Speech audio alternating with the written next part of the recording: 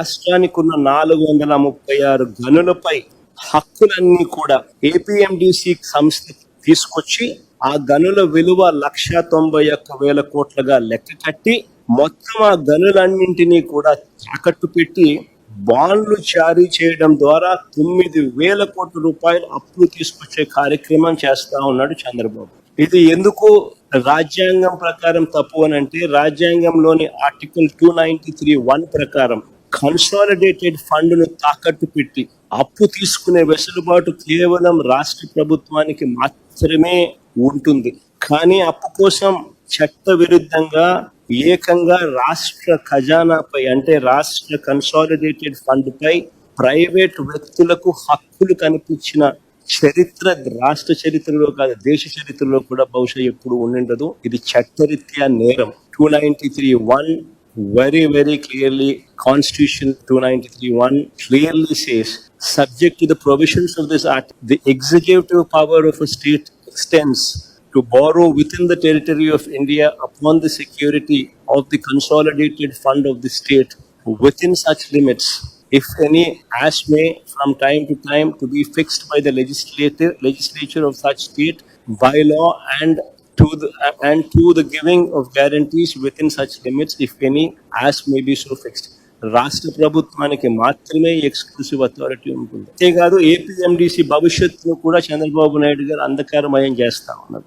ఏకంగా ఏపీఎండిసిని తాకట్టు పెట్టి అప్పులు తీసుకొని వచ్చి ఆ అప్పులను డైవర్ట్ చేసుకుంటూ ఏపీఎండిసిని శాశ్వతంగా కూడా అప్పుల ఊబులేకనెట్టే కార్యక్రమం కూడా చంద్రబాబు నాయుడు గారు దగ్గరుండి కూడా చేస్తా ఉన్నారు.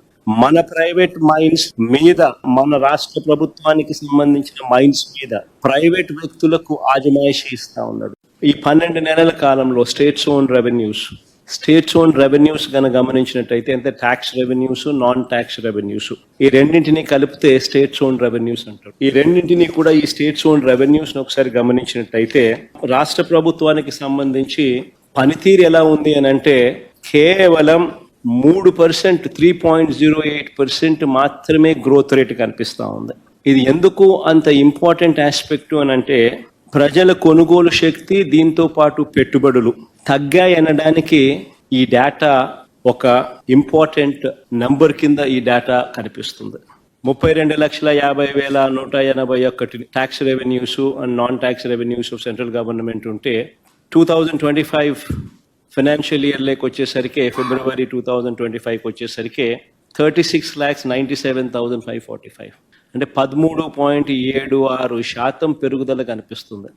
మన రాష్ట్రంలో చూస్తే కేవలం 3.08% మాత్రమే స్టేట్స్ ఓన్ రెవెన్యూస్ పెరుగుదల కనిపిస్తూ ఉంది. రాష్ట్రానికి సంబంధించి రావాల్సిన ఆదాయాలన్నీ రాష్ట్ర ఖజానాకు రావడం లేదు. ఇవన్నీ చంద్రబాబు నాయుడు గారు అని గజ దొంగల ముఠ జోబుల్లోకి పోతా ఉందన్న దానికి ఒక ప్రస్ఫుటమైన నిదర్శన ఈ డేటా.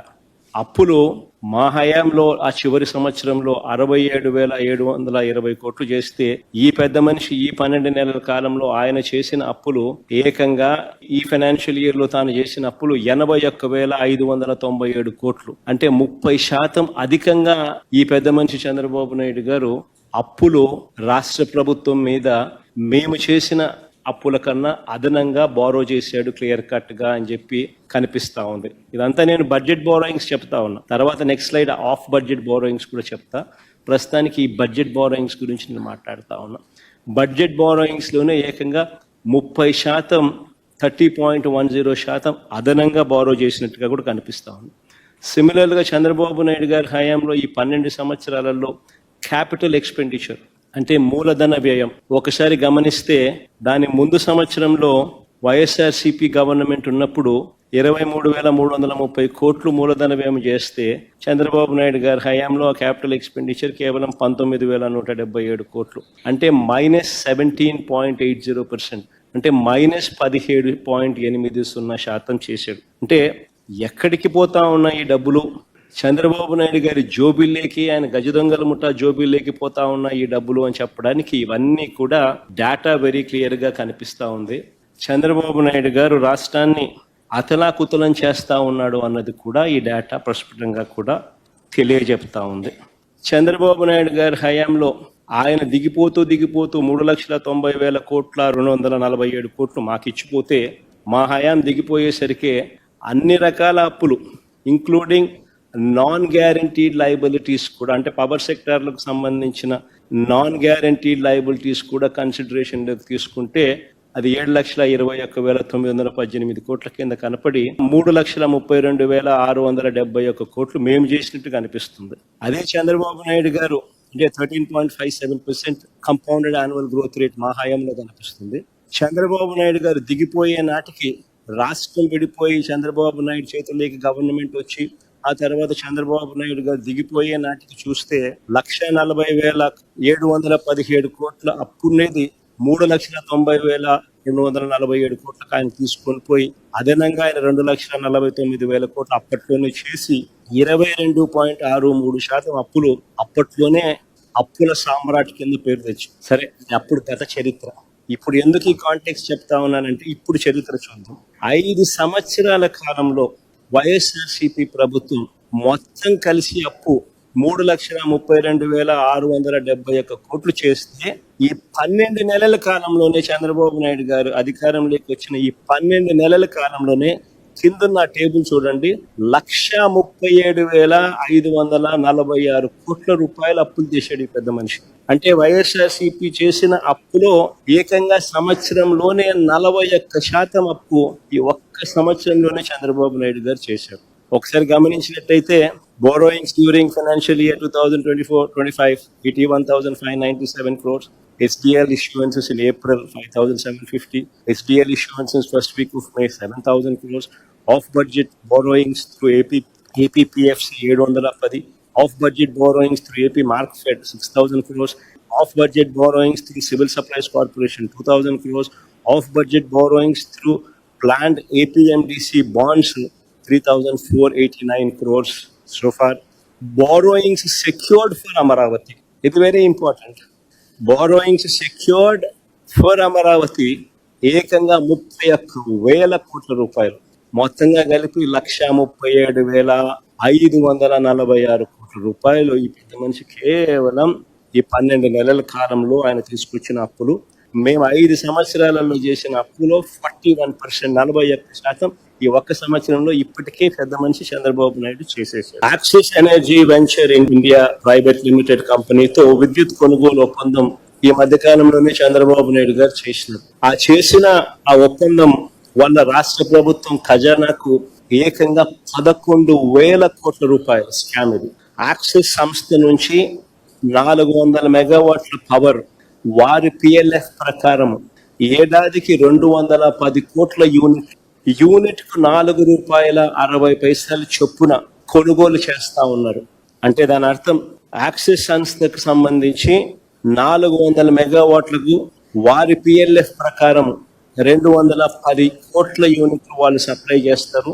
ఆ సప్లై చేసే ప్రతి యూనిట్ ₹4.60 చంద్రబాబు నాయుడు గారు కొనుగోలు చేసే దానికోసం ఒప్పందం కుదుర్చుకున్నారు. అంటే 210 కోట్ల యూనిట్ ఇంటూ ₹4.60 అంటే ఏడాదికి 967 కోట్ల రూపాయలు దీనిపై రాష్ట్ర ప్రభుత్వం ఖర్చు చేస్తుంది. ఇక దీని కంపారిజన్ ఒకసారి చేద్దాం.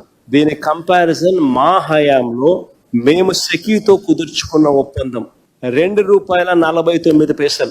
₹2.49తో కంపేర్ చేస్తే ₹4.60 మైనస్ ₹2.49 అని అంటే ₹2.11 అధికంగా చంద్రబాబు నాయుడు గారు కొనుగోలు చేస్తూ 25 సంవత్సరాల పాటు కొనుగోలు చేసేట్టుగా అగ్రిమెంట్ వేసుకున్నారు.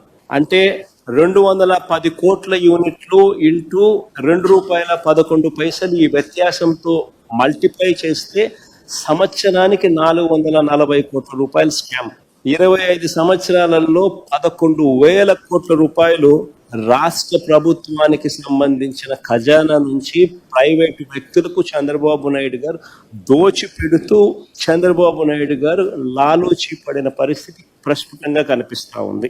ఇది ఇచ్చేటప్పుడు చంద్రబాబు నాయుడు గారు చాలా తెలివిగా BBB అని చెప్పి ఒక విచిత్రమైన బండ్లింగ్, బ్యాంకింగ్, బ్యాలెన్సింగ్ అని చెప్పి ఒక విచిత్రమైన ఆర్గ్యుమెంట్ తీసుకొచ్చాడు. ఆశ్చర్యం కలిగించేదనంటే 4 గంటల పీక్ అవర్స్ పేరు చెప్పి మొత్తం 24 గంటలకు ఇదే ₹4.60 చొప్పున కొనుగోలు చేస్తూ స్కామ్ చేస్తా ఉన్నాడు. స్కామ్ ఎక్కడ జరిగింది అని అడుగుతా ఉన్నా. లంచాలు ఎవరైనా ఎందుకు ఇస్తారు? మళ్ళీ అడుగుతా ఉన్నా, లంచాలు ఎవరైనా ఎందుకు ఇస్తారు? ఎవరైనా మద్యాన్ని ఎక్కువగా అమ్మి, లంచం ఎవరైనా ఎందుకు ఇస్తారు?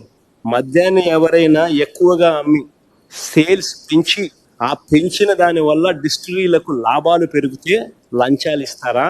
లేక సేల్స్ తగ్గిపోయి వాళ్ళు తక్కువగా అమ్మి ట్యాక్సుల రూపేణా వారి మీద బాధి దానివల్ల సేల్స్ తగ్గి దానివల్ల వాళ్ళకు రావాల్సిన లాభాలు తగ్గి అలా తగ్గితే ఎవరైనా లంచాలు ఇస్తారా? ఒకసారి ఆ టేబుల్ ఒకసారి 2018 నుంచి 2019 మధ్య చంద్రబాబు చివరి సంవత్సరం ఒకసారి గమనిస్తే 3,84,00,00,000 కోట్ల 3.84 కోట్ల కేసులు లిక్కర్ అమ్మకాలు జరిగితే బేర్ అమ్మకాలు 2.77 కోట్ల కేసులు. ఆ 5 సంవత్సరాల చంద్రబాబు నాయుడు గారి పాలనను ఒక్కసారి చూడండి. 2014 నుంచి 2019 దాకా లిక్కర్ సేల్స్ ఎలా ప్రతి సంవత్సరం పెంచుకుంటూ పోయాడో ఒక్కసారి గమనించండి. అమ్మకాలు ఇలా పెరగడం వల్ల ఈ లిక్కర్ కంపెనీలకు లాభాలు పెరగడం వల్ల ఈ పెద్ద మనిషికి లంచాలు ఇచ్చే పరిస్థితి ఉత్పన్నమవుతుంది. అదే ఒకసారి 2019 నుంచి 24 చూడండి. ఒకసారి పక్క టేబుల్ మద్యం అమ్మకాలు ఎలా తగ్గాయో ఒకసారి చూడండి. మామూలుగా ప్రతి సంవత్సరం చంద్రబాబు నాయుడు గారి హయాంలో ప్రతి సంవత్సరం ఇంతకు ముందు సంవత్సరం కన్నా 15% పెరుగుతూ పోతూ ఉంటే వైఎస్ఆర్సీపీ హయాంలో ఆయన చివరి సంవత్సరంలో ఉన్న లిక్కర్ కూడా వైఎస్ఆర్సీపీ చివరి సంవత్సరంలో కూడా లేదు. పెరగాల్సింది పోయి ఎలా తగ్గిందో చూడండి ఒకసారి. లిక్కర్ సేల్స్ తగ్గాయి. ఎందుకు తగ్గాయి? ట్యాక్సులు బాధాం. లిక్కర్ కంపెనీలకు లాభాలు ఇవ్వలేదు, లిక్కర్ కంపెనీలకు లాభాలు రాలేదు, గవర్నమెంట్కి ఆదాయం పెరిగింది. లిక్కర్ సేల్స్ ఎందుకు తగ్గాయి?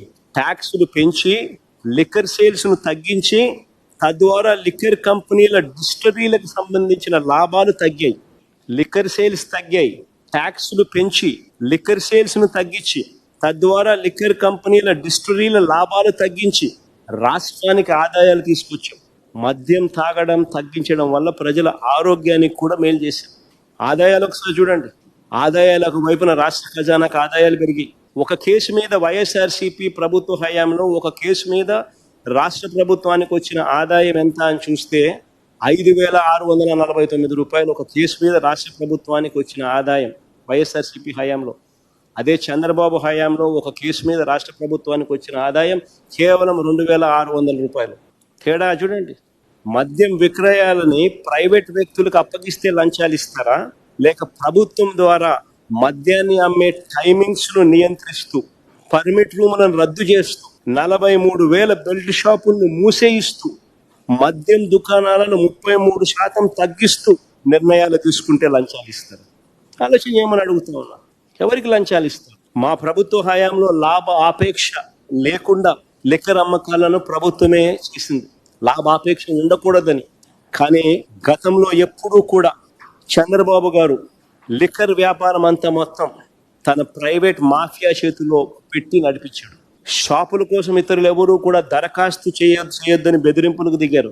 అవునా కాదా? ఆలోచన చేయమని అడుగుతున్నాను. లిక్కర్ షాపుల్లో మన టెండర్ మన దరఖాస్తులు పిలిచినారు. ఏ రకంగా జరిగాయి? మంత్రులు, ఎమ్మెల్యేలు, పోలీసులు ఏ రకంగా బెదిరించారు మనం అందరం చూసాం.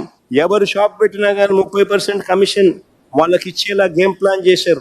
ప్రతి లిక్కర్ షాప్కు పర్మిట్ రూమ్ పెట్టారు. ప్రతి ఊళ్ళో, ప్రతి వీధి చివర, ప్రతి గుడి చివర, ప్రతి బడి పక్కనే లెఫ్ట్ రైట్ సెంటర్ బెల్ట్ షాపులు కనిపిస్తూ ఉన్నాయి. ఈ షాపులు ఏ టైంలో అయినా అందుబాటులో ఉన్నాయి. తెల్లవారుజామున 5 గంటలకు పోయినా షాపులు మందు షాప్ తెరిచి ఉంటుంది. అర్ధరాత్రి 12 దాటిన తర్వాత కూడా మందు షాప్ తెరిచి ఉంటుంది. మందు డోర్ డెలివరీ చేస్తా ఉన్నారు. బియ్యం డోర్ డెలివరీ చేయడంలా ఆపేసినారు, కానీ మందు డోర్ డెలివరీ చేస్తా ఉన్నారు. ఈ ప్రతి షాప్లో కూడా ఎంఆర్పి కన్నా కనీసం 20-30 రూపాయలకి ఎక్కువ రేటుకి అమ్ముతా ఉన్నారు. ప్రతి ఊళ్ళో చూసుకోండి. గుడి పక్కకి వెళ్ళండి, బడి పక్కకి వెళ్ళండి, వీధి చివరికి వెళ్ళండి. ఆ బెల్ట్ షాప్లో రేట్ ఎంత అని ఒకసారి చూసుకోండి. ఎంఆర్పి కన్నా 20 రూపాయల 30 రూపాయల ఎంత ఎక్కువ అమ్ముతున్నారో మీరే చూసుకోండి. ఈ అక్రమాలను దగ్గరుండి పోలీసులే కాపాడుతున్నారు, కాపలా కాస్తున్నారు. అన్అఫీషియల్గా ఆక్షన్ పరుస్తున్నారు. బెల్ట్ షాపులు ఎవరు నడపాలా అని చెప్పి అన్అఫీషియల్గా ఆక్షన్స్ 2 లక్షలు 3 లక్షలకు గ్రామాలలో పోటీ పడుతున్నారు. 20 రూపాయలు 30 రూపాయలు ఎంఆర్పి కన్నా ఎక్కువ రేటుకి అమ్ముతున్నారు. దగ్గరుండి పోలీసులు అమ్మిస్తున్నారు. ఈ డబ్బంతా కింద నుంచి పై వరకు వీళ్ళే పంపకాలే.